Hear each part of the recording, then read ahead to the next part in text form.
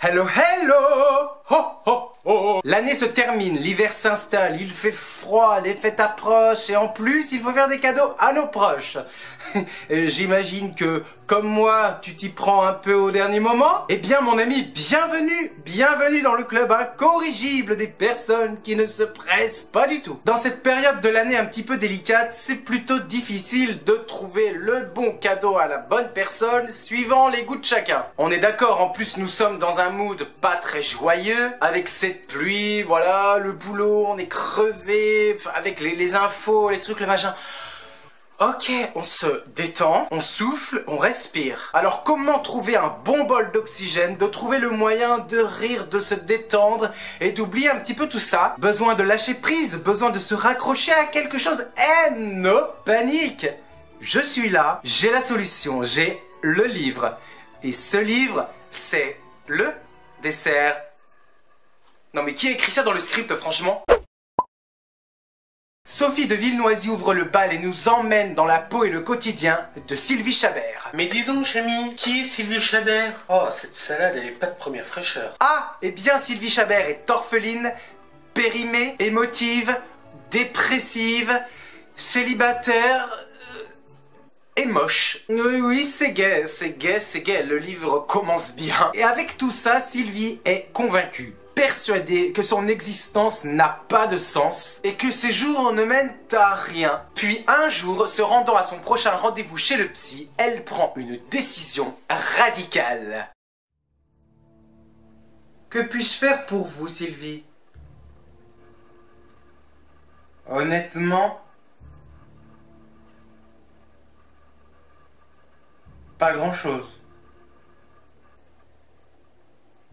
D'accord. Alors dites-moi pourquoi vous êtes là? En fait, je suis assez motivé pour me suicider. Mais je suis venu comme ça, histoire de...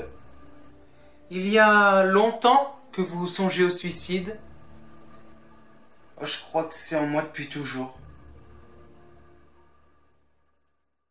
Ok, bim, pour Sylvie, aucun doute, la décision est prise et bien réfléchie, et à l'approche de Noël, elle passera à l'acte. Pour elle, elle n'a pas décidé grand-chose de sa vie, elle a un travail qui lui plaît moyennement, elle n'a pas beaucoup d'amis, alors elle aimerait au moins pouvoir décider de sa propre mort. Le 25 décembre. À quelle heure? Je ne sais pas, bonne question. Je sais pas, peut-être après déjeuner, entre 14h30 et 16h30. Sylvie n'a plus que 2 mois avant la fin. Et avant la date butoir, le psy lui propose de mieux faire connaissance avec elle-même. En lui donnant par exemple des petits défis, des petits exercices à effectuer, des petits moments pimentés de son quotidien qui vont lui permettre de lâcher prise. Faites quelque chose d'inédit, qui ne vous ressemble pas. Vous êtes du genre pudique? Très. Alors trouvez une expérience qui va contrarier votre pudeur. Mais vous voulez quoi? Que je m'exhibe toute nue? Le temps file, Sylvie réfléchit et puis elle se dit dans 2 mois je serai plus là, alors autant y aller, autant tester, bon voilà, j'ai rien à perdre hein. Bon alors, elle met en pratique le premier exercice, puis le deuxième, soit dit en passant des exercices un petit peu plus osés. Elle va se rendre compte que à l'intérieur d'elle, il se passe quelque chose là. Qu'est-ce que c'est que ce truc là que je ressens? Et si on gratte un petit peu sous la surface, on va se rendre compte que Sylvie va y prendre goût et va trouver ça drôle de plus en plus. J'ai fait l'amour avec un homme. C'était sauvage et en même temps c'était bon. Mais ça s'est fini dans les larmes. Dans les larmes? C'était si intense, si fort. Et je me suis rendu compte que ça m'avait fait un bien fou. Je n'ai plus aucune tristesse en moi. Je suis prête.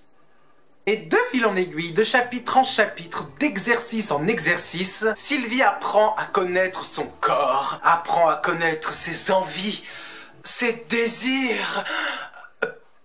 Pardon. Les 2 mois sont passés et malheureusement, son envie n'a pas changé. Son projet de suicide pour Sylvie, c'est toujours d'actualité. Ah, mais le hasard va se montrer farceur, puisque c'est sans compter sur son psy, sur quelques personnes, et surtout sur un événement majeur. Là, tout va basculer, tout va changer, tout prend une dimension totalement différente. Puisqu'à trop vouloir mourir, on en oublie de vivre et de savourer les petits instants du bonheur qui se trouve dans le quotidien. Et si pour une fois on jouait la carte de la provocation et du lâcher-prise, pour vivre un peu à 100 à l'heure, quitte parfois à se ridiculiser, mais ne dit-on pas que le ridicule ne tue pas? Et ce qui ne tue pas nous rend plus forts. J'ai passé un moment tellement agréable avec ce livre que je n'ai pas pu m'empêcher d'éclater de rire tant j'ai trouvé ce livre savoureux, sublime et très tendre à la fois.